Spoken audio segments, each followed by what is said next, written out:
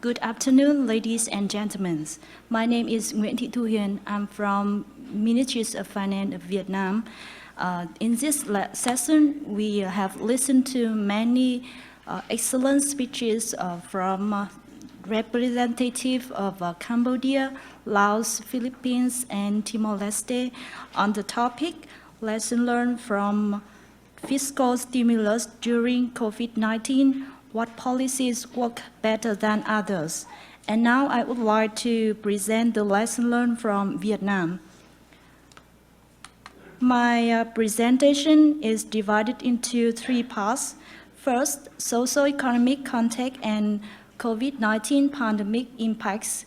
Second, fiscal responses to COVID-19. And finally, lesson learned.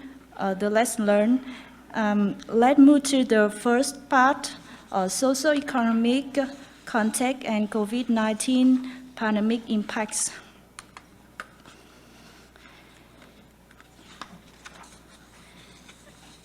As you can see on the chart, the period 2016 to 2019, right before the pandemic, witnessed a dynamic economy of Vietnam with its GDP growth rate of 6.8% per annum on average, while inflation was curved below 4%. Then almost all sectors were hard hit by the COVID-19 pandemic. As a result, the GDP growth saw continued reduction compared with its targets of 22.94% in 2020 and 2.58% in 2021, compared with its target of 6.8 and 6% respectively. The sources paid from public, private, and individuals was narrowed down, which implied various changes on stabilizing macro fundamentals, inflation, etc. In terms of the state budget, revenue in the period 2016 to 2019 exceeded its target, with the tax to GDP ratio reaching 25.6 and spending tightly controlled in an effective and efficient manner. Budget deficit was strictly managed at the rate of 3.2% GDP on average. The national public debt and external debt was set in the allowed prudent level, equal to 56.8 and 47.1 GDP respectively by the end of 2019, which was below the thresholds decided by the National Assembly. The slow economic growth experienced in 2 years 2022 and 2021 resulted in reduction in revenue, whereas many of our revenue items did not reach targets, while government spending increased for pandemic containment and support for both the corporate and citizens. Accordingly, the budget deficit went up to approximately 3.4% in 2020 to 2021 from 3% in 2017-2019. Due to the impact of the COVID-19 pandemic, let's look Vietnamese fiscal response to COVID-19. In 2020, basically the government performed successful control of the pandemic. However, due to the social distancing order in early second quarter, the businesses' operations were impeded. That slowed the growth of quarter to only 0.39%. To implement the dual goals of both containing the pandemic and recovering, developing socio-economic activity, and stabilizing people's life, the authority of Vietnam promulgated various policies as follows. On the revenue policies, to implement both policy group of deferral of tax and land rents, exemption, reduction of taxes, fees, and land rents. These policies are applicable for commodities used in COVID prevention and confinement. In Dutchies and group of people that are hit hard by the pandemic, on the expenditure policies include support for pandemic control forces engaging in the pandemic confinement, delivery to support the citizen, employee and employers affected by the pandemic, prosecute of equipment and supplies, repair and building a few hospitals and other spending for pandemic prevention and control. In general, such policies was issued timely, meeting requirements for the pandemic containment and support to socio-economic development activity. Entering to 2021 and recognizing that the pandemic might last longer with the complication right at the beginning of the year, the government implemented a number of fiscal policies to effectively address the pandemic, including 2020 promulgated policy that continued into 2021 and 2020 year-end policy that were adopted in 2021. Due to the fourth wave of COVID-19 broke out in late April, the third quarter reported a contract of GDP to 6.03%, a biggest ever reduction since Vietnam calculated and announced our quarterly GDP growth rate. The government promote the vaccination campaign for the entire population as a way to shift to zero COVID, to safe and flexible adaptation, effective control. In parallel with that, in the third and fourth quarter, the authorities timely promulgated many policies to lift a barrier and assist citizens and corporations, as you can see here.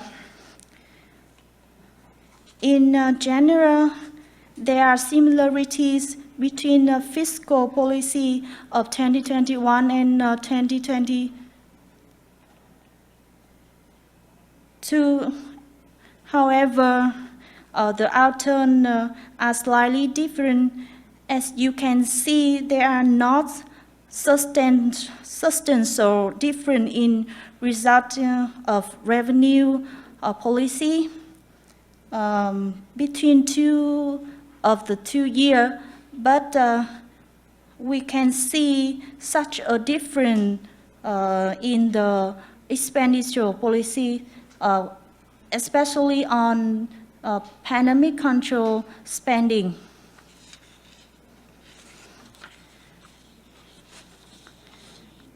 In early 2022, to catch up with the momentum of economic recovery in both regional and global levels, the National Assembly adopted the SocioEconomic Recovery and Development Program, embedded with fiscal and monetary measures to implement it within 2 years of 2022 and 2023. The main goal is to achieve the growth rate of 6.5 to 7% in the entire period 2021 to 2025. The program size is approximately 350 trillion Vietnamese dong, equivalent to 4.1% of actual GDP in 2021, in which the fiscal package for the program is around 291 trillion dong, accounted for 83% of the total growth, the program size. Due to the consistent and comprehensive delivery of fiscal and monetary intervention, by the end of June 2022, the GDP growth by 6.42%, and other socio-economic indicators on achieve positive results, as you can see on the screen. Given the global economy volatility and implicit changes, Vietnam is on a spotlight with growth forecasts from ADB, IMF, and World Bank of 6.5, 7, and 7.5% respectively for 2022. The three big organizations enjoy the same forecast of 6.7 for the year 2023. Thus, with that successful outcome, let's move to the lesson learned.